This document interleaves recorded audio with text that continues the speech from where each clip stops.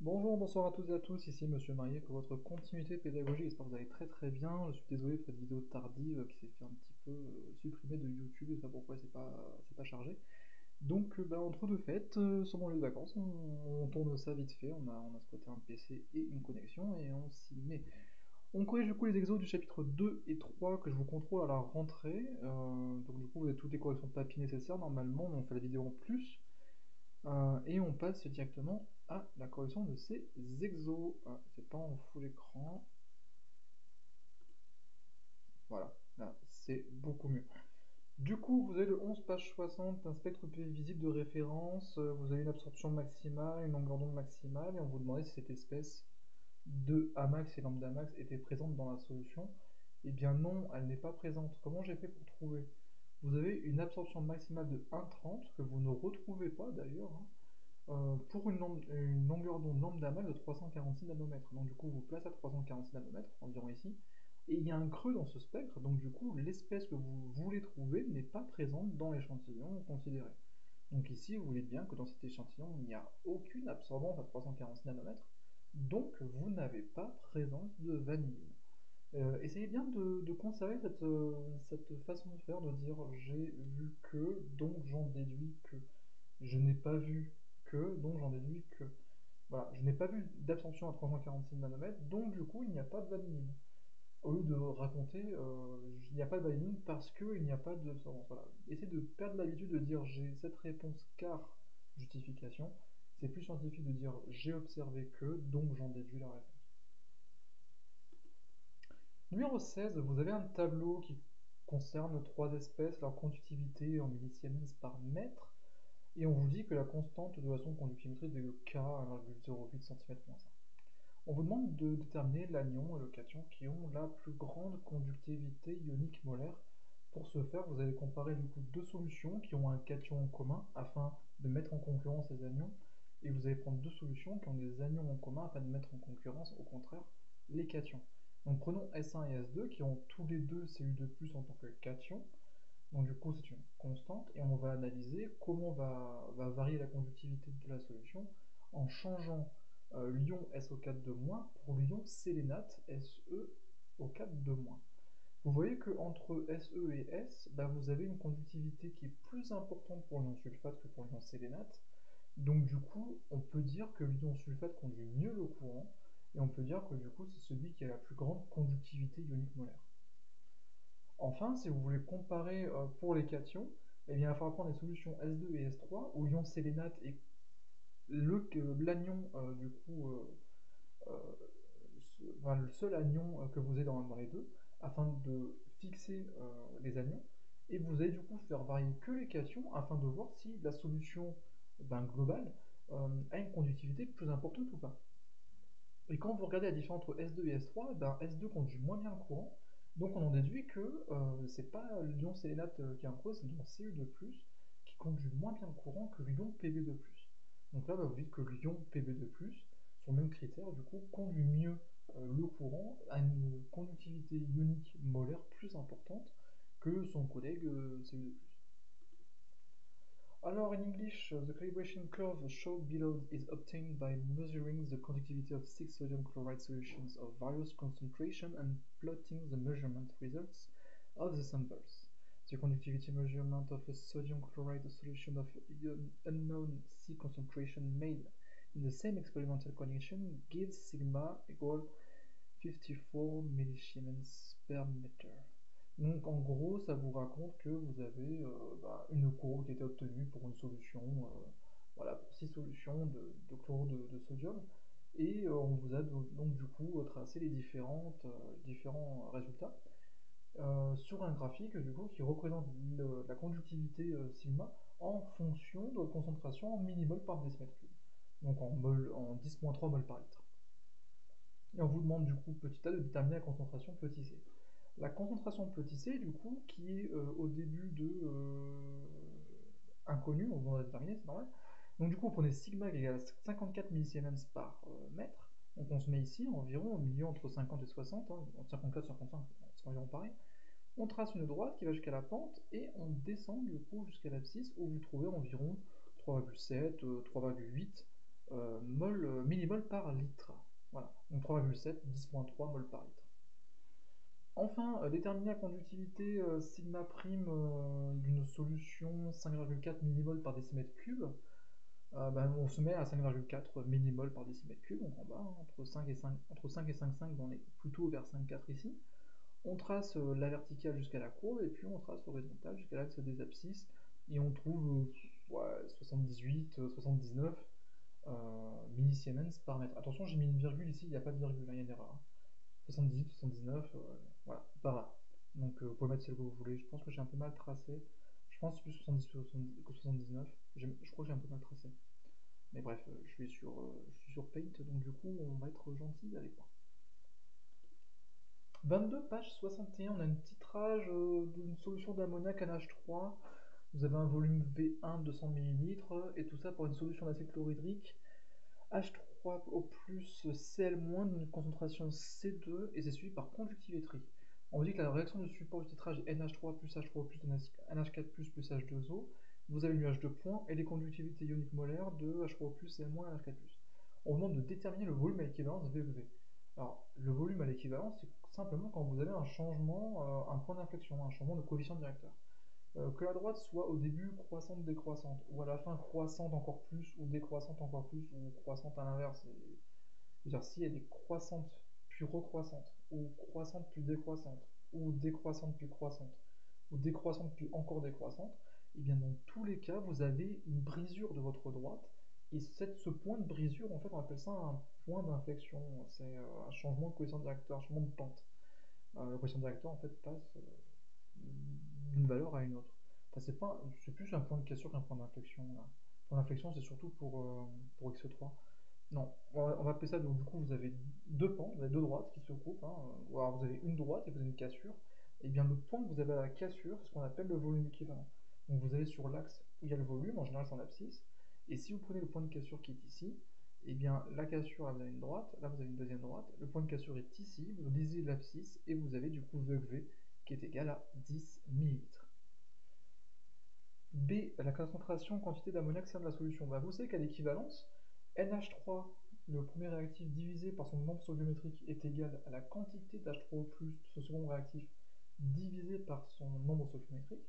Vu qu'ici on a un cas parfait où c'est 1 pour 1, bien vous avez égalité entre les deux quantités de matière, de NH3 et de H3O+. Et donc du coup, vous pouvez dire que C1V1 est égal à C2VE. VE. Et de ce fait, vous trouvez simplement que C1 c'est égal à C2VE divisé par V1. Vous remplacez de manière numérique et vous avez 20,0 10-3 parce on est en millimol, donc en millimol par litre, donc il faut mettre en mol par litre, fois 10,10.3 parce qu'on est en millilitres, on le met en litres, et tout ça divisé par 200 divisé par 10,3 parce qu'on est en millilitres et qu'on le veut en litres également. Et vous trouvez C1 qui est égal à 1,0 10 puissance moins 3 mol par litre. Enfin, interpréter qualitativement le changement de pote à l'aide d'un tableau adapté. Le tableau, il n'y a pas de façon de faire précise, vous pouvez le faire assez librement. On l'a fait d'une manière, je vous en présenterai un dans le dernier exercice d'aujourd'hui, qui est un peu mieux fait que celui que j'avais fait au tableau. Mais ici, on peut raisonner sans tableau qualitativement. On sait que la première pente, elle est croissante. Pourquoi? Parce que vous avez réaction de NH3 avec H3O+, NH3 qui, avant l'équivalence, est une espèce neutre et en excès, donc du coup qui ne conduit pas le courant et qui est majoritaire dans la solution.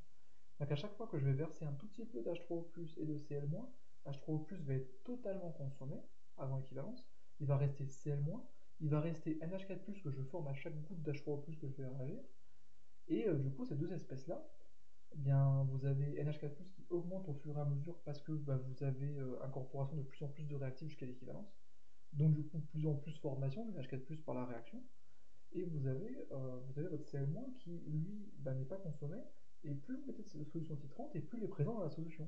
Donc du coup, ces deux espèces-là vont en grandissant en fonction du temps, et c'est pour ça que vous avez une droite, du coup, qui est croissante. Parce que les deux seules espèces ioniques capables de conduire le courant sont en augmentation de concentration au fil du temps. À l'équivalence, du coup, vous avez changement de réactif limitant, il n'y a plus d'NH3, mais il y a peu d'H3O+, non plus ont été introduits dans ce qu'on appelle des proportions stoichiométriques. Il vous reste du coup NH4+, qui ne va plus évoluer, il n'y a pas d'atteindre son maximum, vu qu'il n'y a plus de réactif, Même si on rajoute d'un des deux réactifs, donc H3O+, hein, après équivalence, NH4+, va plus être formé parce qu'il manque un des deux réactifs. Donc du coup, NH4+, à l'équivalence atteint son maximum. Par contre, plus j'augmente encore une fois le volume versé en espèces titrantes, bah, plus je vais augmenter ma concentration en CM- dans la solution. Donc on attend à ce que la concentration, enfin à ce que la conductivité continue à monter. Et après l'équivalence, du coup, vous avez NH4+, qui a atteint son plafond, Cl- qui continue à monter, comme le raisonnement que je viens de dire juste avant, et vous avez H3O+, le réactif qui devient en excès après l'équivalence, qui s'ajoute, et donc du coup, vous avez 3 espèces ioniques au lieu de 2, dont 2 qui montent au fil du temps, donc vous avez une droite qui est croissante, mais encore plus parce qu'il y a 3 espèces capables de conduire le courant contre 2 auparavant.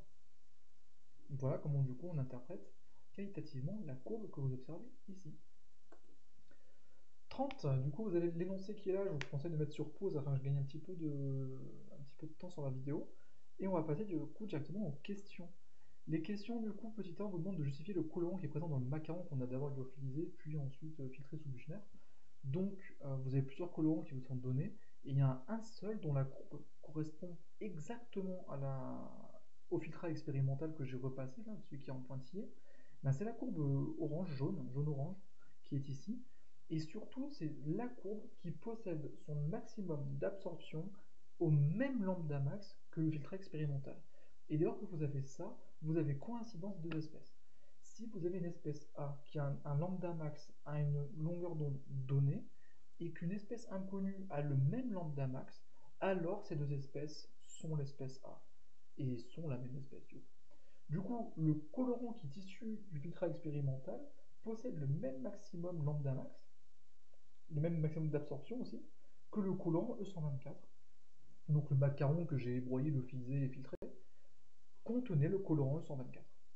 C'est comme ça, parce qu'ils ont le même lambda max. B, calculer sa concentration en masse dans le filtrat, et bien là il suffit de faire une proportionnalité. Vous savez que la loi de Berlambert vous dit que l'absorbance est égale à la concentration fois un coefficient de proportionnalité. Et vu qu'on est dans les mêmes conditions expérimentales ici, bah, ce coefficient de proportionnalité qui dépend de la cellule, de l'encore de la cuve et de l'extinction, enfin du coefficient d'extinction molaire de votre solution, vous savez, le petit epsilon lambda max, et bien vu que tout ça c'est pareil, vu qu'on parle du même colorant et qu'on a fait ça dans la même cuve, et bien du coup vous avez A et la concentration qui sont totalement corrélés par une relation de proportionnalité, et on peut dire que si on a A qui est 1,2 pour une concentration C de 30 mg par litre, et bien du coup la concentration pour un A de 0,95, et bien c'est 0,95 fois 30, donc là j'ai fait ici, hop, la souris, 0,95 fois 30 mg divisé par 1,2 et vous trouvez environ 24 mg par litre. Donc là vous convertissez rien, par contre vous faites bien attention que les deux absorbances sont sans unité, et vous faites attention de mettre la même unité pour les CE124 des différentes absorbances. Petit c, du coup, expliquer pourquoi le tracé A sur L fois C en fonction de la longueur d'onde permettrait une identification plus précise. Et bien, en fait, si vous faites A sur L fois C, vous ne faites apparaître que le coefficient d'extinction molaire. Et le coefficient d'extinction molaire de chaque espèce est caractéristique, c'est-à-dire que chaque espèce a son epsilon lambda max, et chaque epsilon lambda max a son espèce, à une température donnée, mais on se déroule toujours à faire sur une température bien donnée. Du coup, si vous faites la relation A sur L fois C, bah, vous trouvez pile poil E, enfin epsilon, et ce epsilon en fonction de lambda va présenter un maximum, et ce maximum est caractéristique de chaque espèce chimique. Et c'est pour ça que faire A sur L fois C permet d'avoir vraiment une identification de l'espèce qui est la plus précise possible, et on sait, on a toutes les indications de toutes les espèces. Pour l'epsilon, ça c'est référencé dans des ouvrages, et on les connaît très très bien. Donc ça c'est vraiment un moyen d'identifier, au même titre que la densité, que la masse volumique, etc. etc. Tu cliquais, ça passe pas? Ah ça y est. 34 du coup, page 65, on a une huile d'olive vierge, taux d'acidité 1,55%, qui est notée RCOH en 100 g d'huile, etc., etc. Et on la dose du coup, enfin la titre par pH métrie avec une solution qui a plus OH, moins de concentration, 100 millimol par litre. On a un saut de pH observé pour un volume VB équivalent 10,4 ml. On a la masse molaire de l'acide oléique, on a la masse volumique de l'huile, on a une incertitude et une grosse formule assez compliquée. Alors ça, sachez-le bien, ce sera toujours dans les questions de fin d'un exercice, et la formule sera systématiquement donnée, donc pas de panique au bac. Petit a, écrire l'équation de la réaction de support du titrage. Alors du coup, vous avez RCOH et OH- qui vont faire la réaction acide-base ensemble. Ça veut dire que du coup, vous avez un échange d'un H+, entre l'une et l'autre. C'est toujours l'acide qui libère le H+, donc c'est RCOH qui libère H+, et qui devient du coup RCO-, la base conjuguée, lion alcoolate, hein, donc du coup ici, euh, je sais pas, c'est un R, donc on ne peut pas le nommer, mais c'est lion alcoolate associé, hein. Pardon, alcoolate. Euh, L'ion carboxylate, pardon, associé. Et vous avez HO- du coup la base qui va récupérer le H+, qui va capter le H+, et qui va devenir du coup l'acide conjugué qui est l'eau. Donc vous avez RCOH aqueux plus HO- aqueux donne RCO- aqueux plus H2O, attention pas aqueux mais liquide. On n'a pas de l'eau dans l'eau. Petit b, déterminer l'expression de la masse MA d'acide oléique contenue dans le volume d'huile prélevé en fonction de CB, VBE et M. Vous savez qu'à l'équivalence, vous avez égalité des quantités de matière à nombre stoichiométrique près de RCOH et de OH-. Donc du coup, vu qu'on est tous les deux égaux à 1, on a N de RCOH et N de OH- qui sont identiques. Et puisque vous avez N de RCOH qui est égal à CB fois VOC, vu qu'on est à l'équivalence, et NHO- en fait c'est la quantité de matière d'HO-, et HO-, ben, c'est la concentration de ma potasse, ok, K plus OH-, souvenez-vous, fois le volume équivalent que j'ai versé. Donc c'est CB fois VOC. Mais on sait aussi que RCOH, la quantité de matière de RCOH, c'est égal à la masse de RCOH divisé par sa masse molaire. Donc du coup, vous savez que si ça c'est égal à CBVOC et que ça c'est égal aussi à MA sur M, et bien CBVOC c'est égal à MA sur M. Donc MA sur M est égal à CBVOC. Et vu qu'on cherche MA, on va l'isoler et on va passer le divisé par M de l'autre côté. Ça devient fois M. Et donc du coup, vous avez MA qui est égal à CB fois VBOC fois masse molaire. Petit c, exprimer puis calculer la masse totale d'acide oléique MA total dans un échantillon d'huile de masse M égale 100 g. Eh bien vous savez que la masse d'acide contenue dans une masse huile prélevée est équivalente à un coefficient de proportionnalité près à la masse totale d'acide que vous avez dans l'échantillon total de base d'huile. Donc du coup, il y a une relation de proportionnalité entre les deux. Et vous savez que si pour un MA vous avez une masse d'huile que vous avez titrée, et bien un MA total correspond à une masse d'huile totale que vous aviez au début qui est égale à 100 g. Donc du coup, si vous voulez trouver MA total, il suffit de faire MA fois MUL total divisé par MUL titré. MUL titré, c'est quoi? C'est la masse molaire, la masse volumique de l'huile fois le volume d'huile que vous avez pris. La masse huile totale, c'est quoi? C'est 100 g. Et MA, c'est quoi? Eh bien, c'est CB fois VE fois grand M, c'est la masse que vous avez du coup explicitée en question B. Donc la MA totale que vous aviez explicitée, c'est MA fois MUL total, donc CB fois VE fois M, fois la masse totale d'huile, on vous la donne dans l'énoncé, c'est 100 g, donc le petit m seulement, et vous avez du coup en bas la masse d'huile titrée, divisée par masse d'huile titrée, qui est égale à ρ huile fois V huile. On remplace tout du coup par les valeurs numériques, et vous obtenez du coup 1,59 g, comme on l'a trouvé en cours. Attention, j'ai pas fait pareil ici pour la correction, j'ai tout remplacé en haut en convertissant en grammes, en litres et en mol, s'il y avait besoin de le faire. Et en bas, j'ai laissé en millilitres parce que ma masse volumique est en grammes par millilitre. Donc du coup, c'est plus astucieux de laisser en millilitres en bas, sachant que les millilitres s'annulent, il me restait que des grammes et j'avais pas besoin d'accorder le haut en millilitres aussi. Donc du coup, ça me fait un 59, même si le déroulement n'est pas exactement pareil de l'application numérique qu'on a fait en cours par rapport à ici, le résultat reste exactement identique, ça veut dire que les deux sont possibles et les deux sont justes. Petit d, déterminer l'incertitude type UMA. Alors UMA, du coup, on reprend la formule qu'on vous a donnée, et on voit que UMA est ici. MA total, on vient de le calculer. VB équivalent, on l'a. CB, on l'a. V8, on l'a. Et les UVB équivalents, UCB et UV8 sont donnés dans les données, hein, dans incertitude type, vous les avez les trois. Tout ce qu'il faut faire attention, c'est qu'on s'exprime bien dans la même unité. Donc du coup, UCB est en mol par litre, alors que le CB de base, c'est 100 millimol par litre. Donc là, vous allez convertir. On peut convertir l'un ou l'autre, hein. Donc, du coup, ici, on a choisi dans la correction de convertir les mols par litre en millimol par litre. Donc au lieu d'avoir 0,002, j'ai mis 2. Donc ça me fait 2 sur 100 ici pour l'application numérique. À côté, du coup, UVB équivalent et VB équivalent, j'avais les deux en millilitres, donc j'avais rien à toucher. Et pour V huile et UV huile, j'ai ici en millilitres et j'ai l'autre en millilitres, donc du coup, j'ai rien à toucher. Par contre, il me manque un virgule zéro là sur la correction, donc je ne vais pas le retoucher, c'est une image. Mais dans tous les cas, ça ne change rien du tout, parce que tous les U sont avec un seul chiffre significatif, donc du coup, je vais garder à la fin avec un seul chiffre significatif. Pour l'établissement de la formule, il suffit tout simplement d'isoler UMA total. Vous avez la division qui est au carré, donc je vais enlever ce carré ici, je vais mettre une racine de l'autre côté. Donc UMA total, UMA total divisé par MA total est égal à la racine de tout ce que j'ai ici le long de ma souris. Et quand je passe le MA total de l'autre côté, bah, ça me fait U de MA total qui est égal à MA total fois la racine de tout ce que j'avais sous la souris auparavant. Et j'ai plus qu'à remplacer les valeurs numériques. Si vous mettez tout ça euh, bien ensemble dans la calculatrice, vous trouvez à la fin 0,05 grammes et ça a été arrondi à l'excès.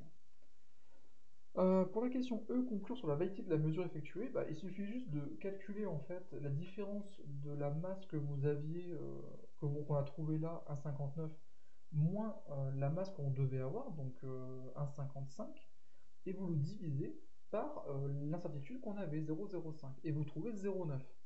Et bien ce 0,9, il est pas mal, quoi, franchement, il est vraiment pas mal. C'est-à-dire que la mesure expérimentale peut-on être compatible avec la valeur de référence à 0,9 fois MU fois U MA total près. Ça veut dire qu'en gros, 0,9 fois 0,05, ça me donne une incertitude de 4,5 10-2. Et si on regarde 4,5 10-2, eh bien c'est exactement ce qu'il me faut pour passer de 1,55 à 1,9, 1,55 pendant 1,59 grammes d'acide oléique par 100 grammes d'huile. Donc du coup, on est bien sur un taux de 1,55% pour mon huile vierge. Donc tout va bien.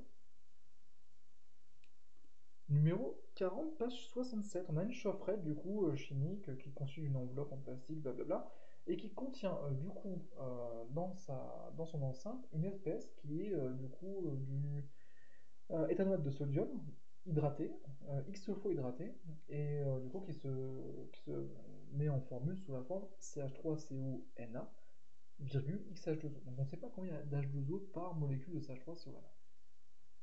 Afin de déterminer la valeur de X d'un échantillon de masse MO égale 152,8 g du solide contenu dans la chaufferette et dissous, dans de l'eau pour obtenir une solution de volume V0 égale 100 ml. Un titrage conductimétrique est mené du coup par H3O plus Cl- de concentration Ca 0,108 mol par litre et est réalisé pour un volume équivalent à VA équivalent qui est égal à 10,4 ml. Vous avez les données du coup quand on vous dit la dissolution donne telle espèce, on vous dit les conductivités ioniques molaires et on vous donne les masses molaires atomiques.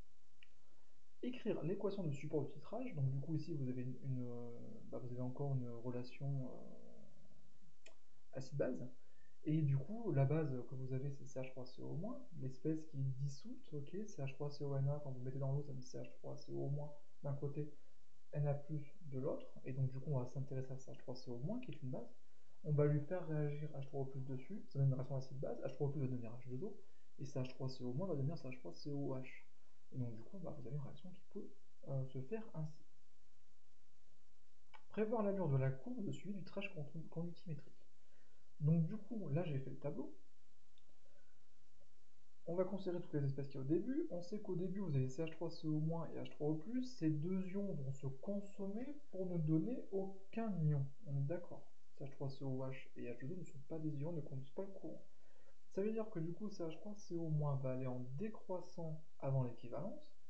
Et vous avez Na qui va rester constant parce qu'il est spectateur de la réaction. Il y en a autant après qu'avant, vu qu'ils proviennent de la décomposition, de la dissolution de CH3CONA dans l'eau, et qui est votre milieu initial avant le titrage. Donc du coup, vous avez 100 ml de CH3CO- plus Na+, et ce Na+, va rester constant tout au long de votre titrage. Donc il sera toujours là. Il y aura toujours conduction du courant. Par contre, ce CH3CO-, lui, va décroître au cours du courant, au cours de la réaction, parce que va être titré par H3O+.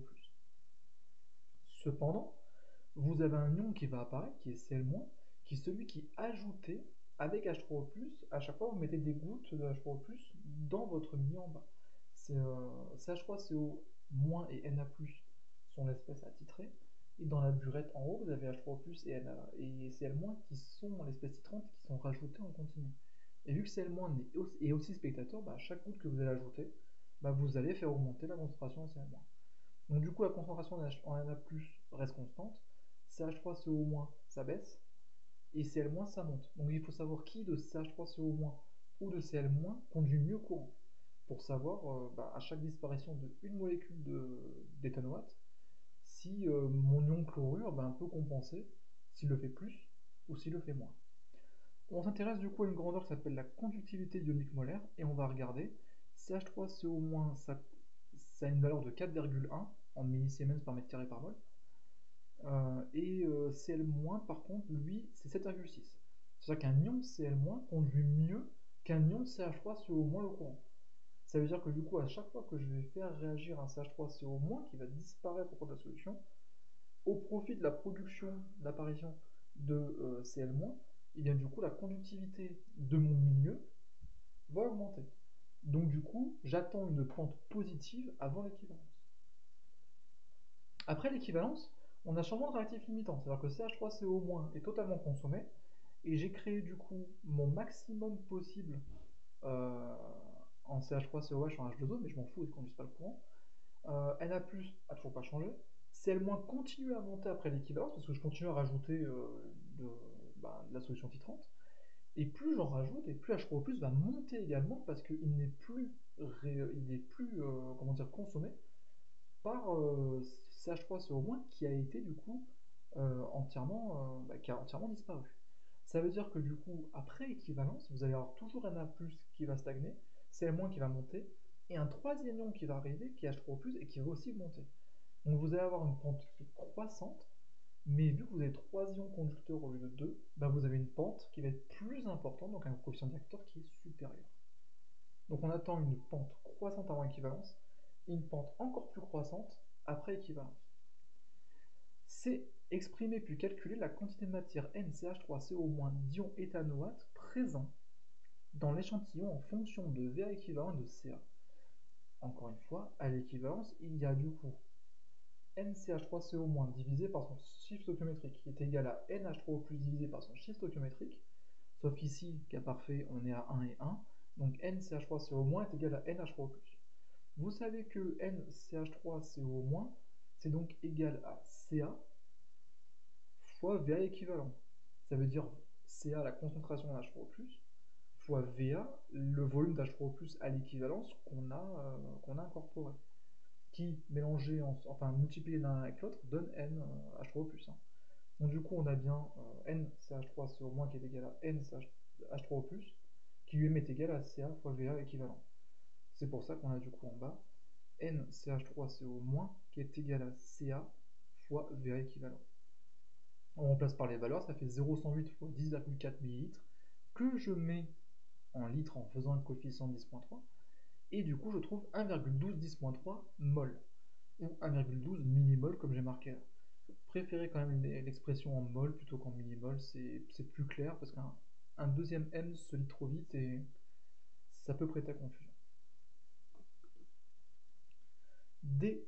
En déduisant l'expression de x puis calculer sa valeur. Donc je sais que du coup, à chaque molécule de CH3CONA XH2O que je dissous dans l'eau, je vais libérer un CH3CO-, je vais libérer un NH+, et je vais libérer 1 fois X H2O. Ok. Donc du coup, j'ai la quantité de matière de CH3CO- qui est égale à celle de Na+, qui est égale à celle de X fois H2O, et je sais que du coup c'est la même que celle que j'avais du réactif à la base. Donc du coup je peux remonter à la masse molaire de mon réactif à la base. Puisque j'ai sa masse, 152,8 mg, c'est ce que j'ai au début de ce paragraphe-là, hein, que je surligne avec la souris, ici. Et du coup, j'ai la quantité de matière que je viens de dire étant égale à la fin en CH3CO- qu'au début en CH3CONA. Du coup, ce que je peux faire, c'est une division toute simple, c'est que ma masse molaire grand N de CH3CONA, de mon éthanoate de sodium, c'est égal à M0 divisé par NCH3CO-. Ce qui fait 152,8 10-3 divisé par 1,12 10-3. Et tout ça me donne 136 grammes par mol. Ça veut dire que si ma masse molaire de mon truc au départ est égale à 136 grammes par mol, et bien du coup, ces 136 grammes par mol, j'ai deux fois la masse molaire de C, une fois la masse molaire de Na, trois fois la masse molaire de H, deux fois la masse molaire de MO, et j'ai X fois la masse molaire de H2O. Et du coup, je n'ai plus qu'une seule inconnue. Si je remplace en valeur numérique, ça me donne 136 qui est égal à 2 fois 12,0, plus 23,0, plus 3 fois 1,00, plus 2 fois 7,0, plus 18,0x. La masse molaire de H2O, hein, vous savez, c'est 16, celle de O, plus 2 fois 1, donc 2, celle des 2H. Ce qui me donne en tout 18,0x, pardon, qui est égal à 136 moins 82,0, et ça me donne 54,0. En gros, la masse molaire de mes X molécules d'eau donne 54,0. Sachant que chaque molécule d'eau compte pour 18,0, il me suffit de diviser l'un par l'autre, et je trouve 3. Donc du coup, 3, c'est le nombre de molécules d'eau qui accompagnent chaque molécule d'éthanoate de sodium. Ça veut dire qu'on a présence de 3 molécules d'eau par molécule de CH3CONA. Donc sur mon paquet, en fait, il va y avoir marqué éthanoate de sodium trihydraté. Il y a 3 molécules d'eau par éthanoate de sodium. Voilà comment on fait. C'était le dernier exercice, donc du coup j'espère que ça vous aura plu. On s'arrête là pour aujourd'hui. Je vous souhaite du coup de bonnes fêtes de fin d'année. Je sais que Noël est déjà passé, j'espère que Papa Noël a été généreux avec vous, vous étiez bien gâtés. Et que vous avez pensé aussi à travailler un petit peu votre physique chimie, parce que le contrôle à la rentrée ne sera pas reportable. Voilà, tout simplement. Je vous souhaite aussi une bonne année 2021, en espérant que sur le plan santé et sur le plan des études, ce sera beaucoup plus clément que 2020. Vous n'avez pas été gâté avec 2020, j'espère que 2021 du coup sera meilleur, et je pense pas qu'on pourra faire pire que 2020 dans tous les cas. Donc, souhaite de bien travailler, tous mes voeux de courage, de santé, etc. Voilà. Sur ce, je vous laisse, et bon travail, et bonne année à vous.